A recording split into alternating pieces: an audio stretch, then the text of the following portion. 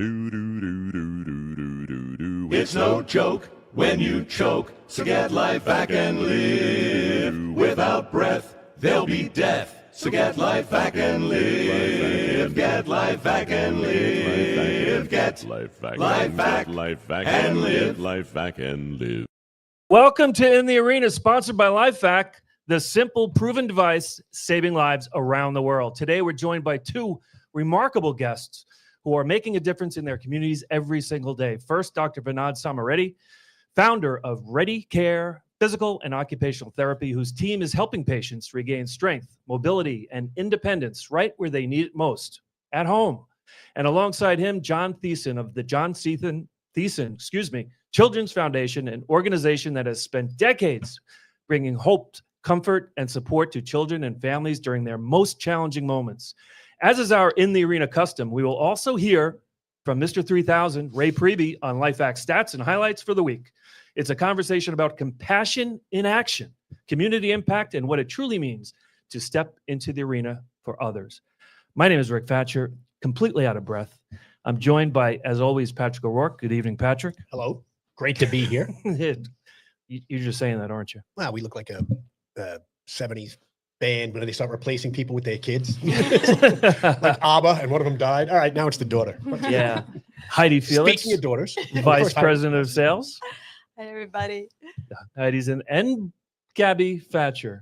Welcome, Gabby. Thank you so much for having me. Yeah, Again. It's been a while. Yeah, it has been a long time. It's been a while. And I'm thinking that one of the reasons is that your employer is going to be our first guest. Ooh, and we're not nice. sure if he's joined us yet, so we're just going to roll with it. But what's it like working at Ready Care? Working at Ready Care is really amazing. I work on the back end of things, but Vinod's going to tell you all about like what we do. But it's a remarkable company. They're really like treating patients the right way. Mm-hmm. And I don't want to give too much away. So Yeah, you don't I love want it. to steal any. You don't want to steal any thunder. yeah, I do recruiting and HR and social media for them. So follow us. Ready Care Physical and Occupational Therapy. Yeah, and the reason I think for the tardiness is that we have, and this is a tradition in our show, we have people call in from canoes, from cars. He's coming from New Mexico. No, Arizona. Yeah, it's out there. Yeah. I always say close. New Yorkers in general, and myself included, geographically ignorant. It's somewhere out there, Yeah. way out there. A lot of deserts out there. Yeah, It's past Bayonne, so it's out there. yeah. We're gonna. I think we should pause and take a break, and then wait for Dr. Vinod to join us. That sounds like a great idea. All right, Bobby, stop tape.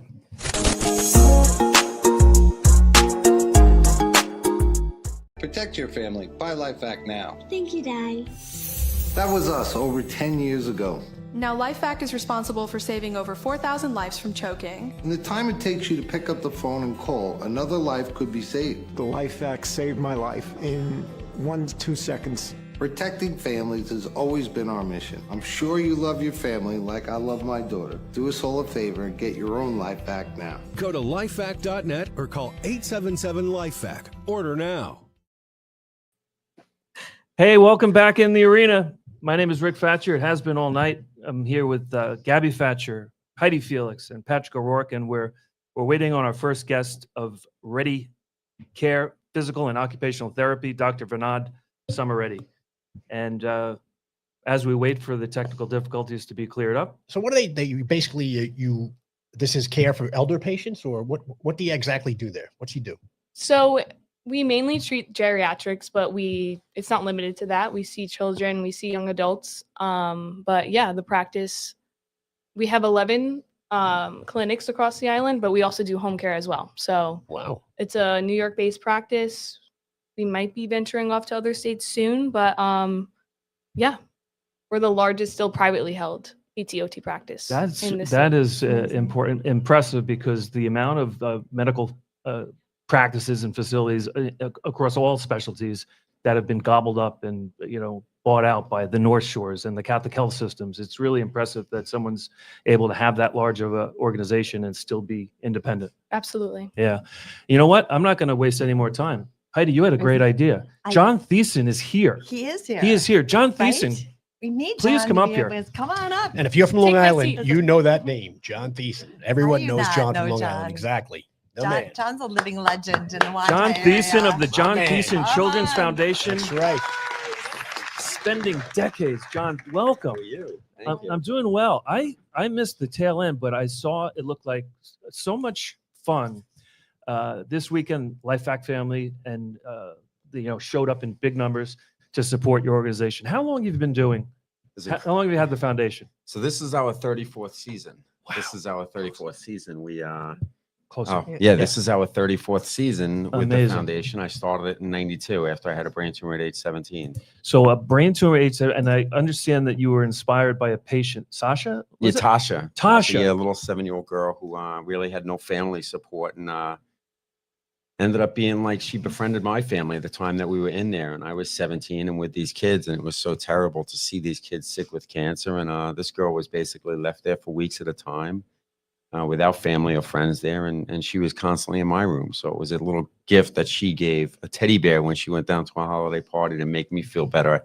I mean, I was 17. I felt Wait, awkward you being were with the 17 kids. and how old was she? She was 7. So Yeah. it wasn't so much my interaction with her. It was my friends, my friends and family. I mean, she was constantly like trying to wake me up and always like concerned about me. The day I had surgery, it was like 10-hour brain surgery.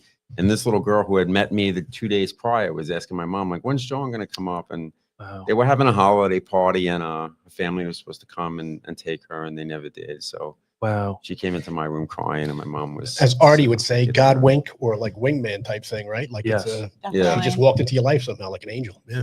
Yeah. Any It wa- chance that you guys are still No. No So, circles? so unfortunately, I found out about 2 years ago that from my friend who's been with the Yankees since the 70s, that his friend, his wife was a doctor, and since then they're retired, and she was his doctor. And make a long story short, she passed away about 2 years after.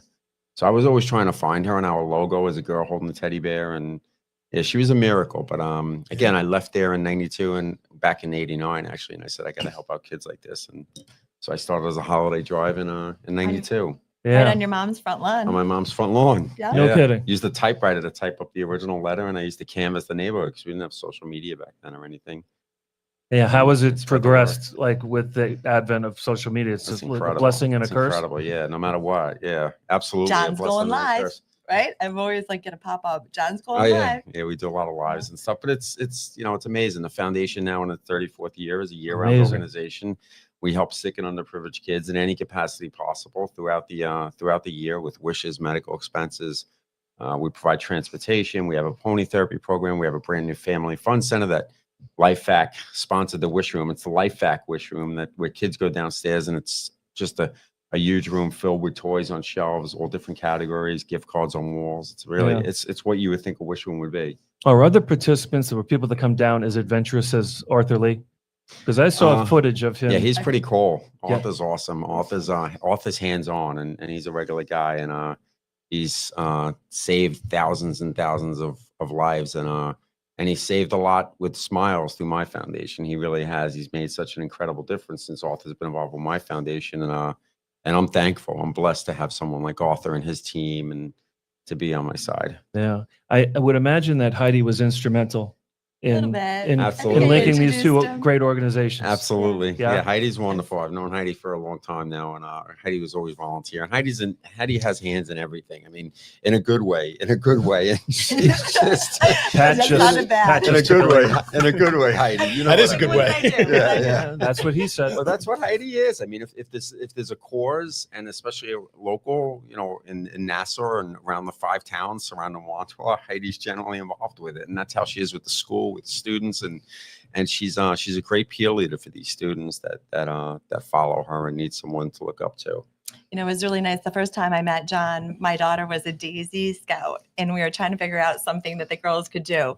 So my friend Margaret Modis, who her husband Al has been friends with Arthur forever, said, you know what, you should go visit John Thiessen, and he has this great foundation. It's right over by Hemingway's, which obviously Yeah, right. going way back. And I walked in there and I was like, do you know, could we do a tour in here? And the girls just fell in love with John. And every year we did a toy drive. And then they decided that they wanted to do their silver award project. Remember when we did Absolutely. that? We did a birthday party for them. We did a garage sale. The girls sold all their old Webkins and stuff. And we raised like 25 backpacks, I think it was at the time.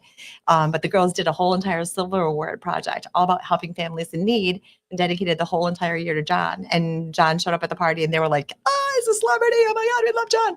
I mean, the girls just absolutely adore him. So now they're all 27. Like a rock which star. is crazy. Yeah. Not I like a know. rock star. So No, crazy. not like Kinda. people. Everyone who supports me, whether it's individuals, whether it's corporate, whether it's the kids, they're the rock stars. I'm blessed to be alive. I've had over 19 surgeries on different parts of my body, over 60 MRIs on my brain alone, and probably 100 on my body. But I have to take 10 meds a day. But since that brain tumor, when I found out on September 28th of '88, I remember coming home with my girlfriend. We just got pizza after I had the CAT scan, and I found out came home, and my mom, about an hour after the CAT scan, was sitting there crying with her sister at the table, and I thought someone passed away. I didn't realize they got the results already from the CAT scan, and I asked her what happened, and she says the doctor called. You have a tumor in your brain, and I went over to her, I slammed my hand on the table, and I said, how long do I have to live?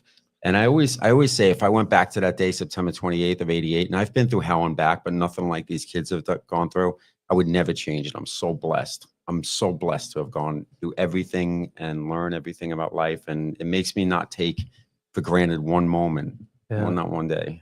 It reminds me of these families that have faced, tragedy and lost. And, you're in touch with these families that give back because they don't want someone else to feel that pain. Arthur talks about it all the time. It's amazing that you say nothing like they're going through. It's very similar. That's a crushing blow at 18 years old. Yeah, it's really tough. I mean, my whole senior year I was out.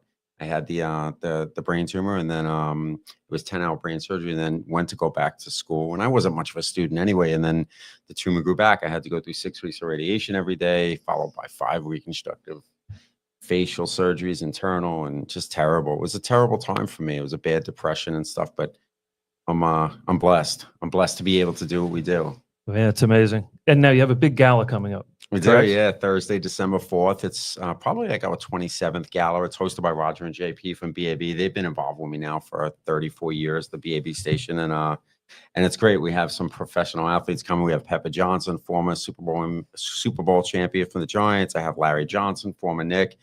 We have Plaxico Burress, former Giant, Super Bowl champion. Didn't he have an issue? He did. He shot himself by accident? with the gun, and he was wearing sweats. Everyone coming has to be 6'6". Of course. Everyone They're all coming big has guys. to be They're all 6'6". big And Pat is more than happy to go. yeah, of Pat's course. more than happy to go. Are there any Yankees coming? No, actually, So we have Todd Zeal. So last year we had Guidry. We've had the whole 70s and 80s. Gator's a great guy. Yep. Yeah. But he should be bragging too. With 19 surgeries and everything he's been through, he's a world-renowned stair runner. Did you know that? Yeah. Who climbs buildings? John. Yeah. He's done them all. He's done Yeah. the Empire Empire Freedom State across the Building, whole Chicago, country. all of them. He's a world On the inside or the outside? Inside. inside. All right. Yeah, no, Literally runs the stairs. I'm Well, afraid. there's I'm just afraid people of that heights. do that. Actually, He's still here. You're afraid of heights and you but- still. But I climb these I took up stair racing because before 2012 I was an avid runner. I had run 103 miles in 30 hours for my foundation, and then on 12/12/12 we were out of our house during Sandy, and I left the hotel parking lot to go speak to Boy Scouts in St. James and was T-boned by a truck and was in the hospital for 4 days. And That's when I was there's working always a for story. you. You remember that, I right? do remember You're like an that after-school day. movie. It's like Yeah. you just That keep was going. crazy. It's unbelievable. I'm an after-school mess. Yeah, well, yeah. But you also talk about he started collecting toys. He's giving away millions with an M of toys, millions. And he also he takes kids and families to ball games to have experiences. To a very I don't know inspiring man. Yes, an altruistic good guy. And I found this all out when I was drunk at the St. Patrick's Day Parade a couple years ago. You were not. in Wantor. You were and not. He was the grand chairman. Oh, the grand And chairman. I know John Murray a little, and he was upstairs waving to the crowd. And I'm like, "Who's that guy?" He goes, "You got to meet him. You got to meet this guy. He's a great guy, John Thiessen." So, Great. yep. So how do folks go now? Live on Facebook and YouTube. So this Oh, is that will right? be aired. The radio show portion is going to be probably next weekend. So probably be That's a little bit wonderful. after. Yeah. So they can go right to my website, jtcf.org. So that's jtcf.org. It's jtcf.org. everybody. abbreviator for the foundation, or just follow me, John Thiessen, on Facebook. And it's a great night. It's next Thursday night. It's awesome. It's an awesome night. Yeah. At Mulcahy's, right? A ton of raffles, prizes, live Yeah, auctions. they Yeah, always Mulcahy's they and do, Montauk. they do a great I job. says- went- it says I gala. literally, like last Yeah. year, I was don't the do first anything year. with a It's gala. Christmas, Look it's at a the way I gala. dress. You think I would do anything black tie? It's like a Yes. Hallmark It's movie. fun. It's so much fun. Yeah. Every year I always win something, and last year I go, John, I didn't win.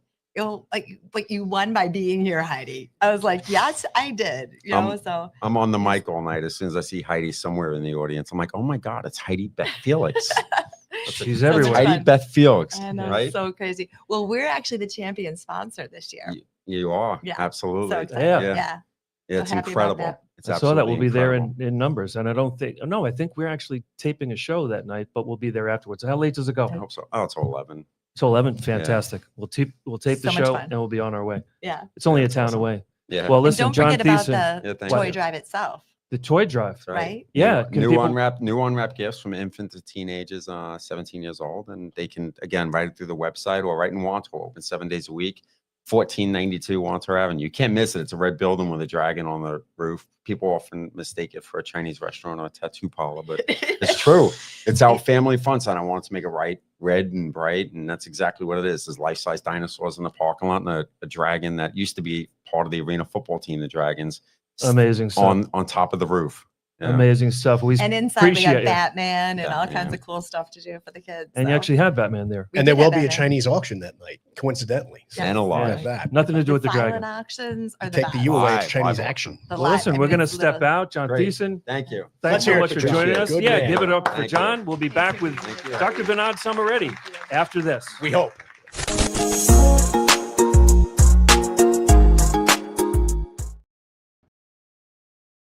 She started to choke on a piece of candy. She wasn't breathing. Then Ray reached for the LifeVac and it saved her. She could have easily died that day. A LifeVac saved her life. What I would say is don't need a LifeVac and not have it. Have a LifeVac and hopefully never need it. Recently, the American Red Cross has added anti-choking devices as an option when standard protocol fails or is not feasible. Go to lifevac.net or call 877-543-3822. Back. Welcome back in the arena. I'm still Rick Fatscher, along with Gabby Fatscher and Heidi Felix and Pat O'Rourke. And we are now joined by Dr. Vinod Samaretti. Dr. Samaretti, how are you tonight? Good. How you guys doing? We're doing great. Good to see you. Thanks for connecting. Absolutely. Kind of a tradition here. We've had canoe riders. We've had people riding in Gas trucks. stations, flat tires. And where were we connecting to? Arizona. Nice. Yes. A horse farm. Remember that one? We had a horse farm. So, Dr. Samaretti, bring us back. So we're talking about the arena of physical and occupational therapy. What brought you into the field? That's a great question. I think the main thing that I experienced when I was young is I didn't know what to do. That was one of the biggest things. Both my parents were nurses. They had really just encouraged me to become a physician. And I had an experience where I went to the physician. I was working out a lot, and the physician was like, you're doing fine. And he had asked me at the time, he goes, what do you want to do when your dad's a nurse? I know him for a long time. I said, I really love sports. And the thought in my mind is a physical therapy office right down the hallway. And I walked by it and I was like, I looked inside and I was like, that looks kind of cool. It's equipment, it's like a gym, the whole thing. And long story short, I started volunteering a lot in the physical therapy space, meaning I went to different offices, different parts of physical therapy. In terms of like geriatrics, pediatrics, so all different populations. Mm-hmm. And I just loved it. And then right around the same time, I took a course in high school. Funny, my high school offered a sports medicine course, and they gave you these coloring books as part of the curriculum where you can draw, like color the muscles, So I would spend the whole, I went through the book, and I had to get another one. I just loved, I was so interested in the muscles and the nerves and all that. So at that point, after that, funny enough, after that book, I was like, that's it. Came home to my dad, listen, I'm just going to be a physical therapist. And he's like, no. I'm like, I'm not changing my mind. It's going to happen. Exactly what most parents want to have happen? Their child comes home and says, "This is what I want to do," as opposed to 95% of What kids age- that go, "I don't know. I don't know." What age was Gabby this? knows What now. age were you when this happened? Oh man, I was in 11th grade. So it's about 16 years old, 15, 16. And you're right, Rick. I mean, I think that's kind of what I want my kids to be able to say. I was real lucky. The funny thing, my dad had a little resistance toward it because he was around physicians and he wanted me to be a physician. He was an immigrant parent, so he went through the struggles of getting here. And he was a nurse at the time. Male nurses aren't common. It's not that common as it is today, but he was a male nurse, and he was like, "Look, he's like, you just gotta be a doctor. That's the way to go." And I was like, "Well, haven't listened to you yet very much this life, you made so it. might as well not continue the A pattern." doctor of physical therapy. Yeah, exactly. At that time, they didn't have a doctor of physical therapy. It was kind of a newer thing coming out, so it came out a few years there afterwards, and we were very, funny enough, we were very shy about the whole thing of being a doctor. So new. We didn't call ourselves like doctors at the time, but now it's very well recognized. Mm-hmm. And how did you go from, interest in the field, obviously acumen for it, you're, talented. How did it go from being a physical therapist to being an entrepreneur and running a full-fledged organization? Yeah, one of the best things I saw early on my volunteer work is I just saw the pure joy that the physical therapists are having with their interactions with their patients. There was tough moments too where patients cried, and there was tough moments where a therapist fell behind and had multiple patients and all that. But I really saw the interaction that was really fruitful for everybody. And I knew right there, I was like, you know what, if I could have one of these maybe as a business, that would be kind of cool, but no big deal. I'm not trying to shoot for that. But, when I went to physical therapy school, right when I got in, I kind of knew then and there, I was like, I've seen enough physical therapy offices and I could do something really cool, and I'm just going to go for it when I get out. So again, a lot of those things when you're not learning business in physical therapy school, is kind of hard to know for sure if you're going to make it and you're going to do well.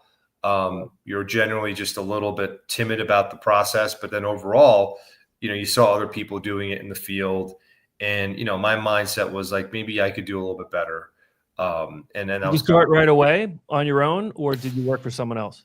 Yeah, I worked for somebody else for 2 years, and in that process, I was kind of just going through. I didn't have a great experience, right? I didn't have an amazing experience in the first 2 years. In terms of business, not in terms of the clinical side. The clinical side was good. Well, it's stark difference. It's two different, the patient care, and then there's the business. Yeah, it's a wild thing, the business thing. I run into practitioners, not to change subject, I run into practitioners all the time that ask me if I treat patients anymore. And, I've had to, as we've grown the business, I've had to move away from ongoing patient care. And they say a lot of times to me, "Do you miss it?" And I'm like, well, I treat my spouse's friends, my neighbors. I'll treat the dog. I'll treat anybody as long as they're there. And I do really, really enjoy it. And I'm very good at it. But I've come to realize that, if somebody doesn't step into the shoes of running a good practice, a good business, then you end up just putting the patients and their benefits at some, I wouldn't say jeopardy, but there has to be a process in place for things to run pretty well. And that's hard to learn, and that's hard to improve. But the good thing about it is that it's always improving, literally day after day, day after day. I'm always learning something, and it continues to motivate me to because of that. Otherwise, I don't know. I guess that's the way it is for most businesses. Yeah. So one of the big challenges, I would imagine, is the staffing of people that are, think similarly to you, treat similarly to you, and have the same passion for patient care. And that's when I think Gabby comes in. Helping out with the staffing, right? Yeah, Rick, I mean, it's something that when you first start having a physical therapy office and you start treating patients and you get a receptionist and then you get another therapist and then you get, a technician or somebody to help you, another on and on, you don't think about our first hiring was I would do all the hiring, right? I would just sit there and interview guys.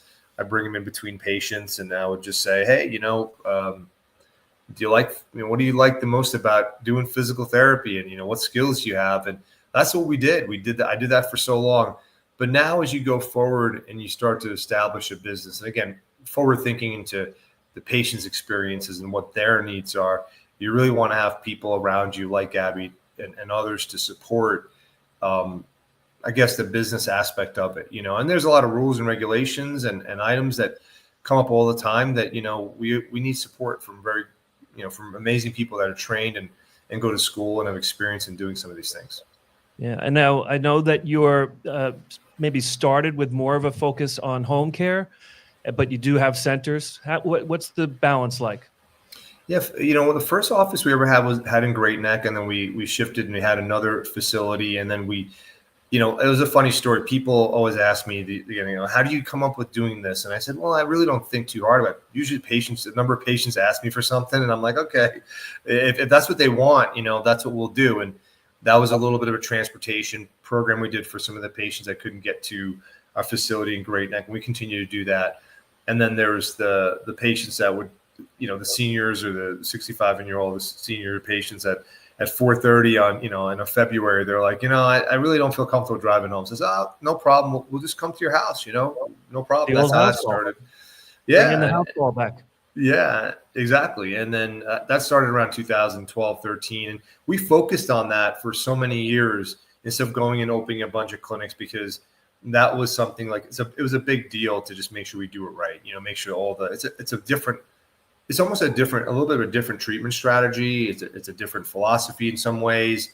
And it also is a great tool to provide to patients, regardless if they want to come to the clinic or not. They could come to the clinic and change their mind the next time a year later that they want to go for, so I felt like that was a really good strategy to help provide a better service and just push the ball down the road in terms of being able to provide multiple services for the patients.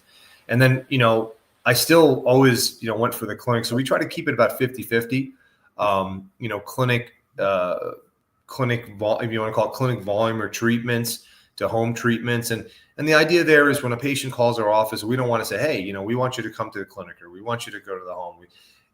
We want to be able to provide the patient an opportunity to do what they feel is right for them. And then, if there's something that comes up in either setting, like either in the home or the clinic, we'll just say, hey, look, you might be better off going here or there. But no stress, whatever you feel is good.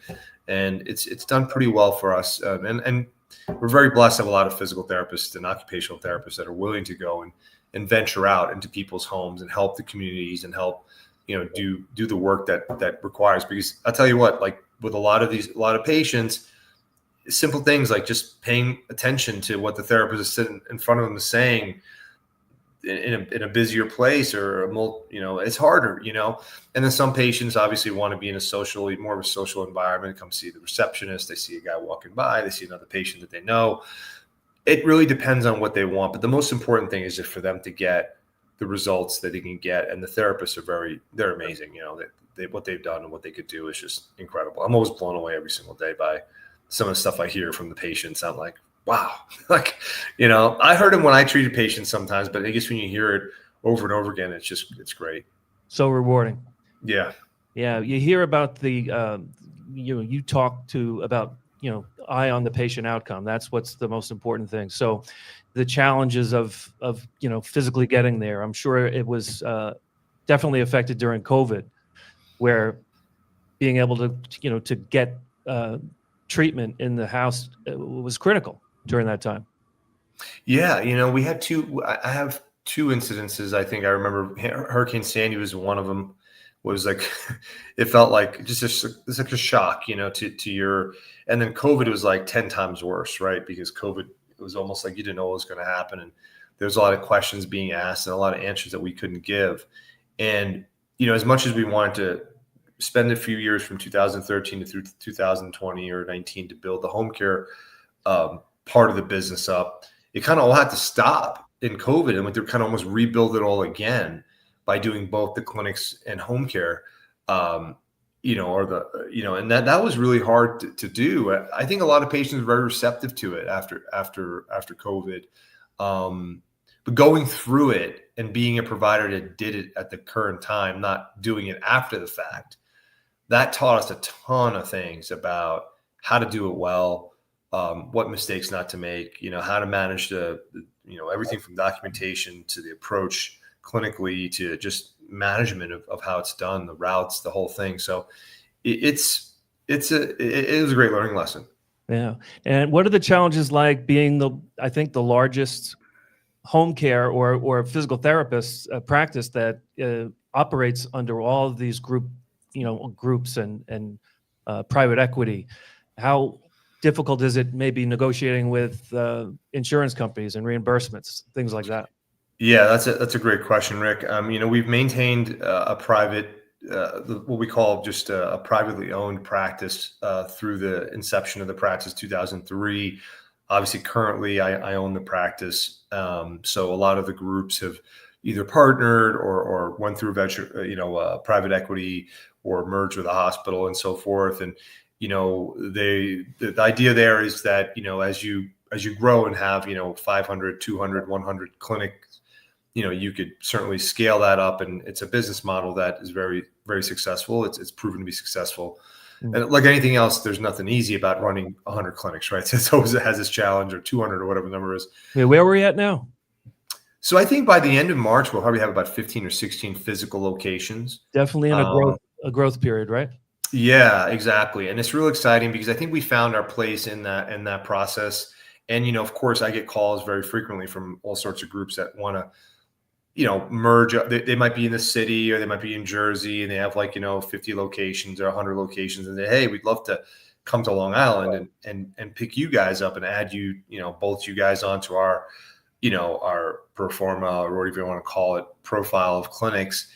And, I feel like, one of the things that physical therapy is really great at doing in the clinics is being very unique. You could have a clinic that's a little bit different. It could be, I'm just simply saying, I could be in a bigger building. You could be with one of our facilities and is in a 3-floor medical office type of building. Another one, is in almost like a house looking building. And then another one is in the Bay Terre Shopping Center, which is one of the highest trafficked, centers in Queens. Right. So, you have this ability to really refine how your clinics look like to your patients, to the community. That feels really good to do.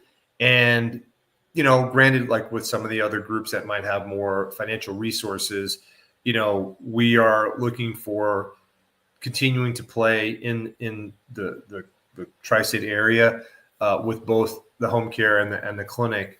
And I still feel we're really doing a good job, and give therapists an opportunity to grow with us, where, they're part of a private company that they can now have potentially some opportunity to be, hey, you know what, I'm not going to go and do that yet, or maybe never, but I want to kind of codify and have my mark here by being in this center or being in this clinic and having this clinic be mine as a director of it.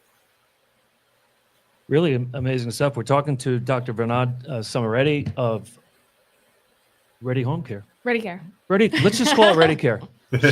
She works for the firm. She knows what to call it. Yeah. So what's coming up? What are the growth plans? I know that we tape in Massapequa, New York, and I know that you have something coming up right in the neighborhood. Yeah, we're going to be able to throw footballs and baseballs out our window and probably hit you guys. So that's a good sign. It's the main thing is continuing to add value to the clinics we get or we open up, trying to be different with different forms of therapy. We're playing around with a lot of different things, from red light therapy to recovery, to other sort of modalities to help patients be a little more innovative in the service in the clinic. And in the home, we're continuing to grow and look at opportunities to scale beyond, New York. And we're not in a rush, Rick. We're not trying to, beat anybody at any race. We're just trying to do a good job every single day. What's exciting too is we're starting to apply a lot of new technology, all the stuff that everybody hears about. But we're going to start to utilize some more of that in the clinic. And thank you. We have red light therapy around our house, right? Yeah. Just about every room. Yeah, he uses it every day. Not every day, but I use it a lot. I know. Is that on an injury or no? What's red light? It's take it away, Doc. What's red light therapy good for? So red light therapy is it goes under something called photobiomodulation or PBM, where they use frequencies of light and in the spectrum where it's red or looks red. And they identified that there's a couple of certain frequencies of the light that have improved functionality for different parts of the body, everything from skin to things called the mitochondria, where the body is using energy, improving energy production.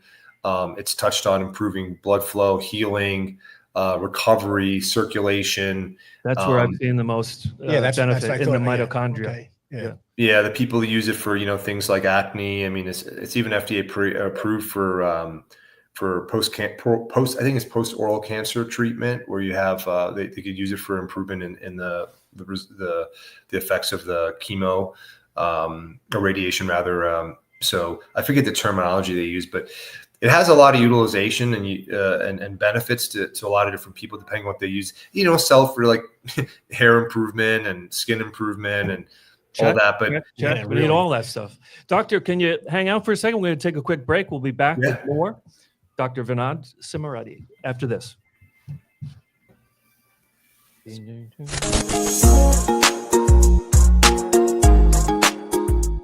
Ben Carson here with a potentially life-saving message. I may be a retired neurosurgeon, but trying to help save lives is something I'll never stop doing. Every year, this world loses around 5,000 lives that could have been saved from choking accidents. That's why I've partnered with LifeVac, a company based right here in the USA. It's simple to use, can be used on adults and children, plus it's guaranteed for life. Most importantly, if you ever have to use it in an emergency, they replace it for free. Join me on my mission to ensure every home, business, restaurant, and school in this country has a LifeVac. Go to thelifevac.net and order your very own life-saving device today. Thank you.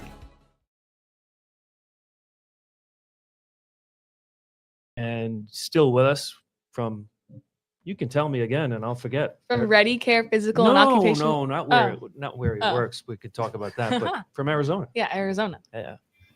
Well, I'm on a little family vacation because the little one got off from school, so that was the unique little piece of it today. But I'm really happy to be on with you guys. How old are you? Oh. Well, hard hitting question. That tipped off. You are a young man. You have 11. I'll be 50 a week from today. Wow, you look good. Thanks. It's the red light. What you've done. Keep going. Yeah, you gotta see my dad. I gotta try this red light. Exactly. I'm 27. We were talking during the break about my relationship with physical therapy. Always was. I spent 30 years in pharma, so it was in and out of different specialty practices, for 30 years, and I noticed every practice is a little bit different. Every thing has its pluses and minuses, but I valued the relationship I had with the physical therapist that I think inspired my son to go into the field. More so than I did most of the primary care and even specialists, just because of the care aspect, how deep it got across all modalities, treatment modalities. It didn't matter if it was muscular, but just the level of care. And I felt the same way about certain physician assistants or nurse practitioners. It's when you talked before about the relationship with the patient, you don't care if they're, it doesn't matter to you so much if you're in the home or in the office. It's that the outcome is positive. I didn't even know if there was a question in there. I just needed to get that out. Yeah, no, you're absolutely right. I mean, I think one of the things that we've really done well in the field is we've gotten an opportunity to spend a lot of time with our patients, because you go into therapy a couple times a week and you get to hear a lot of different things from the patients. And because our training is so broad from, basically top to bottom, from head to toe, you end up seeing a lot of things. And now and you take courses afterwards, so you learn a lot of things. And, the reality is a lot of injuries that people run into every single day. I mean, it's just, including myself and everybody, they're always just the littlest things, it's a weekend injury. It's, you bent over to pick up, your shoes, or you're going down a step and your ankle twists and we live with these injuries on an ongoing basis. So the need for a physical therapist is so important because, we're always people are always like a patient, in some ways, because it's just one step. So you don't need a physical therapy. You know, look, you don't, just because you pulled your back or your shoulder or you have a kink in your neck wake in the morning doesn't going to require surgery or a visit even to the physician Go to the or physical urgent care. first, not the orthopedist tends to operate. Cut. Yeah, and I don't know how many patients that come to me with like back pain, you know, and they're like, yeah, you know, my neck over here bothers me. And I'm like, I'll take a quick look at that. And then, you know, I show them a few things that they can do for their neck. And, you know, I'm treating their back, and they come back with, you know, a couple of sessions later. So, you know, the things you're doing for my neck, that one thing you gave me, I've been doing it. My neck feels better. And I'm like, well, there you go. You know, like it's just everything's connected. And then you start to work, and it makes you feel good. That's the thing with physical therapy for us as physical therapists. Like, we feel good because the patients tell us they feel good because we're helping them feel good. So it's a great thing, you know, like, I mean, it's. Yeah. How about any experience with the applied kinesiology? I have personally had some of that stuff done. I think it's relevant. You know, I think there's a lot of things that are occurring in the body that the body resonates with and works with better than other things. Personally, I feel like, you know, there's a lot of fundamentals in how you address your body. And a lot of it starts off for most of us with nutrition. And the reason for that is, you know, I don't care where you live right now. There's too many spots along the way home that's too good to not stop at and eat something you shouldn't be eating. So like, that's a real big challenge for a lot of people, because the way your body is recovering during the course of the day, if you're working or, you know, you exercise, it needs time to recover. But if you're giving it, you know, poor nutrition, so, you know, I always like to say nutrition, get your exercise in, you know, don't treat your body like garbage. You know, I think the smoking, the drinking, the general sedentary lifestyle, not going out for a walk, and this, you know, the socialization, I was gonna say not going on a walk in the sun, getting a little sunlight, the socialization with your friends and your family, your relationships, all these things all matter to how your body feels. And then when you apply a thing like an applied kinesiology or physical therapy or a chiropractor, you should get a better result. And I think that's where those things really come in nicely to play.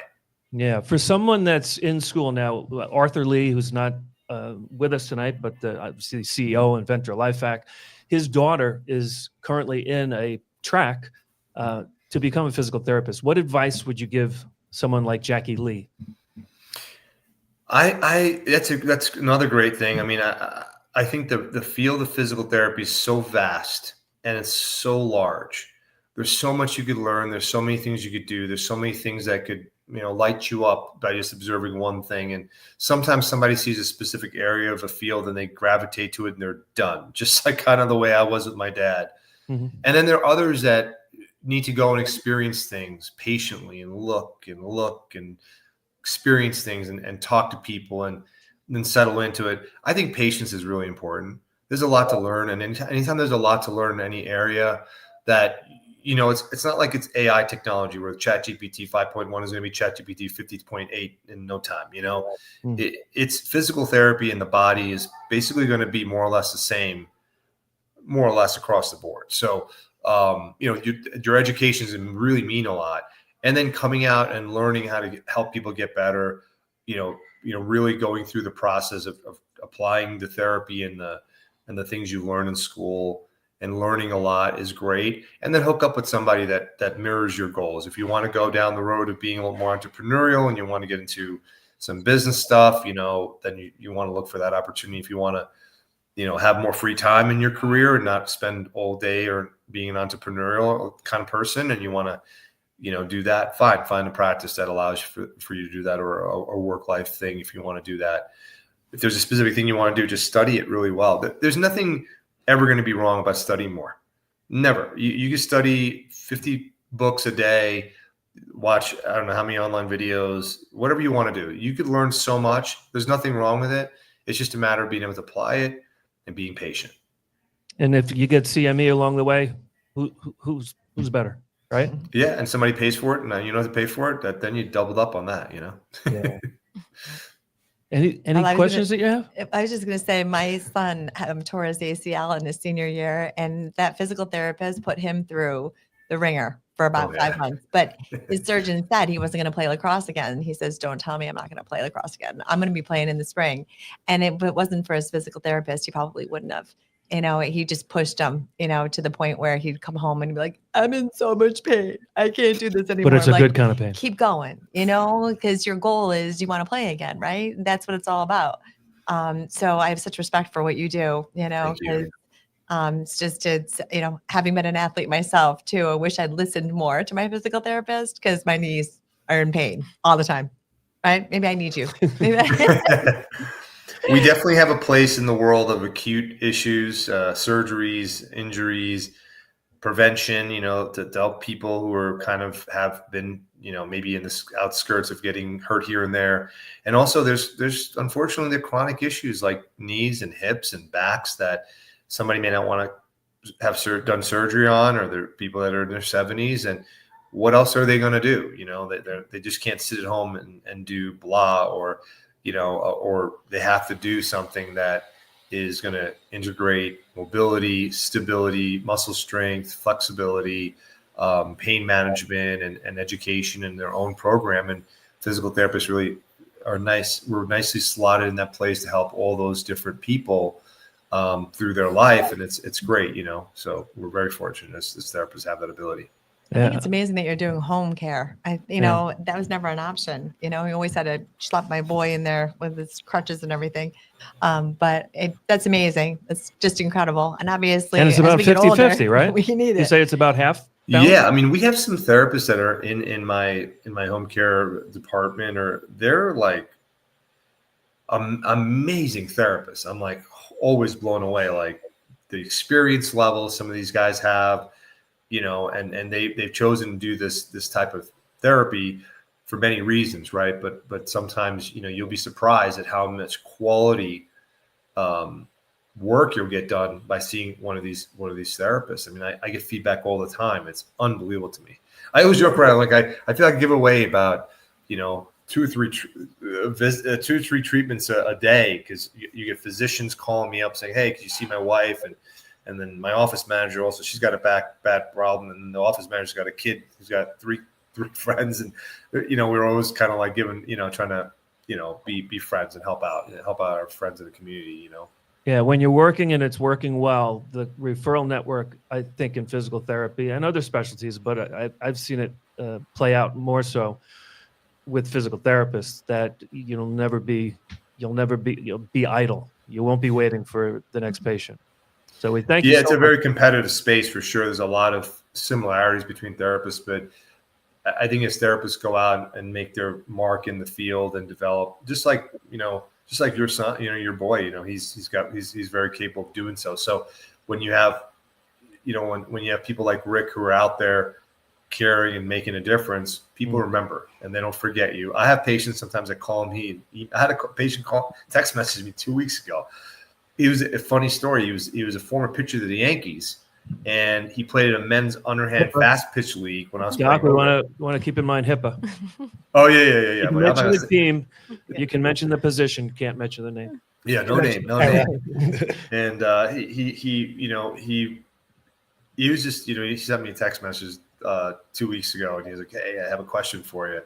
But and that was from 2004, I think 2004, 2005. I mean, he still had my number, and it's just great, right? Yeah. What a blessing to have that. Absolutely. Well, we're blessed by your presence this evening, Dr. Vinod Samareddy, Ready Care, Physical and Occupational Therapy. We'll see you soon. Don't be a stranger. Be in the arena with us. Love to have you. Love to be back. Thank you guys so much. You guys are doing a great thing. I love it. All right. Thanks for having me. And happy birthday. And we're going to be back. We're going to be back with Mr. 3000, Ray Priebe, right after this.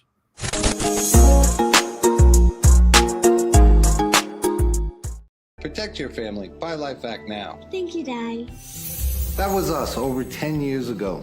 Now LifeVac is responsible for saving over 4,000 lives from choking. In the time it takes you to pick up the phone and call, another life could be saved. The LifeVac saved my life in 1 to 2 seconds. Protecting families has always been our mission. I'm sure you love your family like I love my daughter. Do us all a favor and get your own LifeVac now. Go to lifevac.net or call 877-LifeVac. Order now.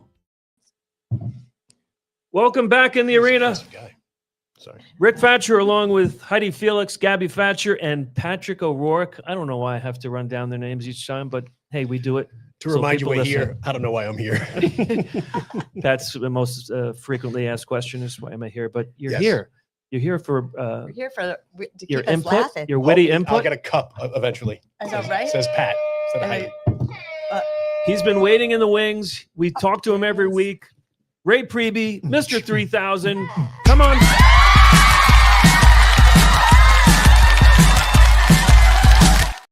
There he is. Mr. Hey, 3000. life backers out there. How are we doing this evening? We're doing great. How are you, sir? I'm fantastic. Gabby, Heidi, Pat, and Rick, always great to see you guys.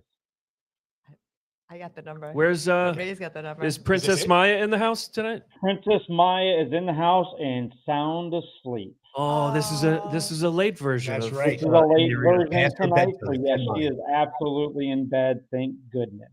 Yeah. Aw. Well, thank God that music that Bobby plays is only on our end. It's not coming blaring through your speakers. Oh, it said no. It comes through our speakers too. Oops. Sorry, I That's spoke too okay. soon. She's upstairs. She ain't gonna hear it. Aw.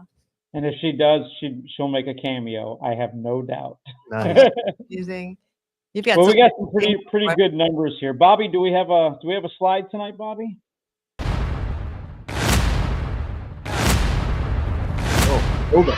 Whoa. 5,036 lives, of which 3,055 children. Incredible. Well, you know, here I gotta burst the bubble here. Those numbers are wrong. Wrong numbers. We're at 5,041 reported saves with Wow. 3,058 children reported. It's going to be a busy holiday season. An extra It is 5. gonna.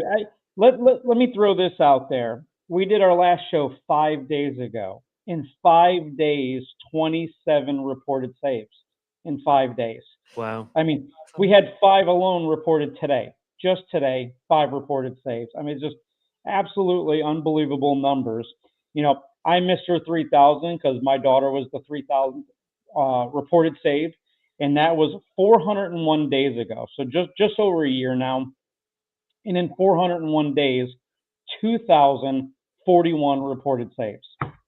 I got the chills. Yeah, it's amazing. Literally, I got the chills. That is amazing. Amazing. It's absolutely unbelievable. You know, we talk about the early years when we celebrated 1 save, 2 saves, 3 saves, and here we are. We're getting 5 in a day. So it's just absolutely unbelievable. It's going to be just like McDonald's eventually. Yeah, we're gonna Absolutely. have a sign out Over there a billion in saves. Wisconsin. Yeah. What do you There think you of the new Hall of Saves mural in the back? It looks a little different. Love it.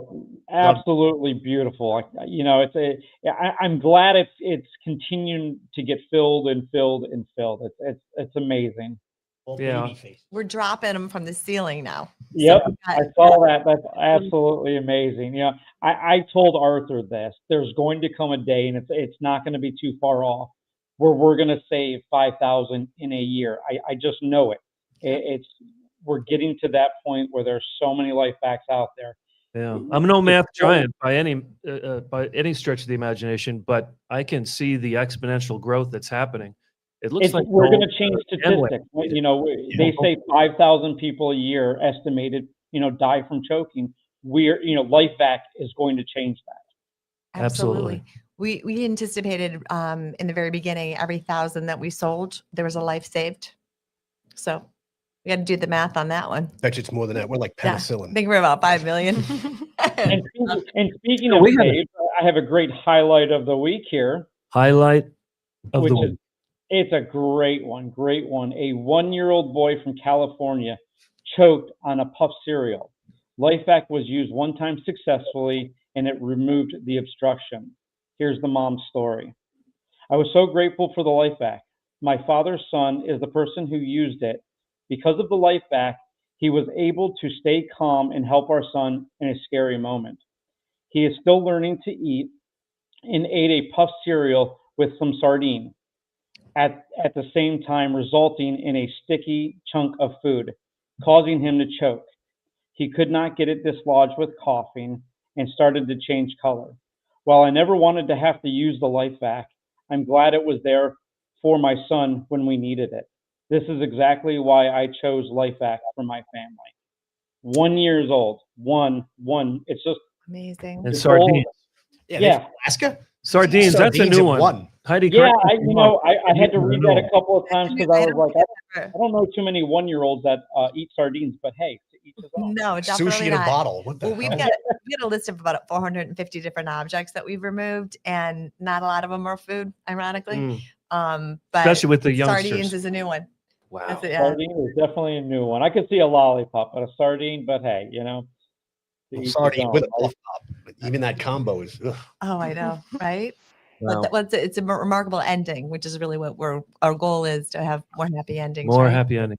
Well, And again, how many of these stories say LifeVac was used one time? Yeah. You know, I have a book that I keep for every week that I do this show, and I could flip through this thing. It's LifeVac used one time. Yep. You know, and if it doesn't work the first time, it's usually the second or third time. You know, it's just what an amazing product. yeah.